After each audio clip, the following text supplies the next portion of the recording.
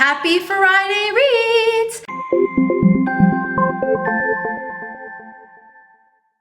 Hey, what's up guys? It's Amerie. Happy Friday Reads. This weekend I will continue my buddy read of The Count of Monte Cristo by Alexander Dumas. I am enjoying this so much. Now this is the abridged version. I know there is the unabridged version, which is I think like 1,400 pages or something depending on the book. I'm buddy reading this with Nena. You can see her channel here at the bottom. I will put it here. We are having a blast reading this book and comparing the abridged and unabridged versions.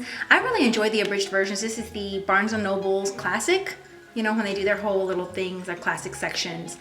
I've been meaning to read this book for so long, like literally years. I think I was just looking at the thickness of this and it was like, okay, it's a classic. I definitely want to read it. I love the author's story as far as his real life goes, but I wasn't sure I wanted to make the commitment because I just didn't know if I would be in the mood to read a classic, especially because I didn't know if it would read slowly. I know he wrote the Three Musketeers, but I wasn't quite convinced. This is one of the most fast-paced books I've read in such a long time. It's so good. It's so good, so hard to put down. I was reading this at the gym on the treadmill, like, I was so surprised at how entertaining it's been, and I'm kind of in the middle now. Nena has the unabridged version, like I said, so I've been reading smaller size chunks just so we can kind of stay in the same part of the story.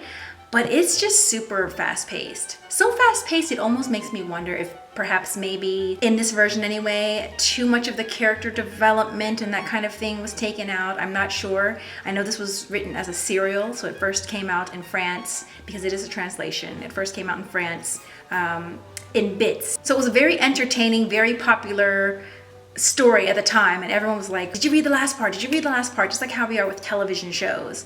And it definitely reads in an extremely entertaining, fast-paced, action-y manner. It's just so surprising.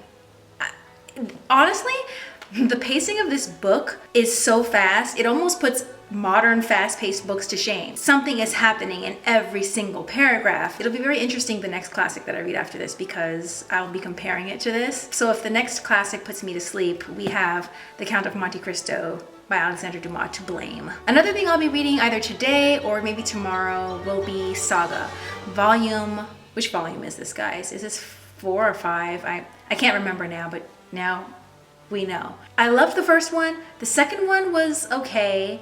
Then the third one, I liked a little less than the second one. It wasn't until the 4th volume where I was reinvested in the series. That volume 4 really took my love back to where it was with volume 1. So hopefully this volume number 5 is going to definitely keep me on the same page because I'm not sure how much further we have to go in the story. It seems like we're nearing the end. Volume 1 was amazing, loved it, really enjoyed volume 4 as well. So hopefully this one keeps up with that track record.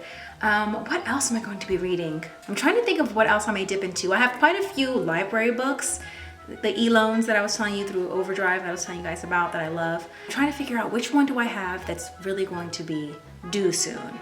I can't remember, but I'm sure I'll dip into that too. We shall see. Happy Friday reading. I hope you guys have a great weekend. I hope it's filled with some amazing stories. Until next time, I will see you later. Bye. Okay, for so long, even thinking about this phobia, it's so hard. Ooh, for so long, I didn't know why when I'm even getting creepy thinking about it.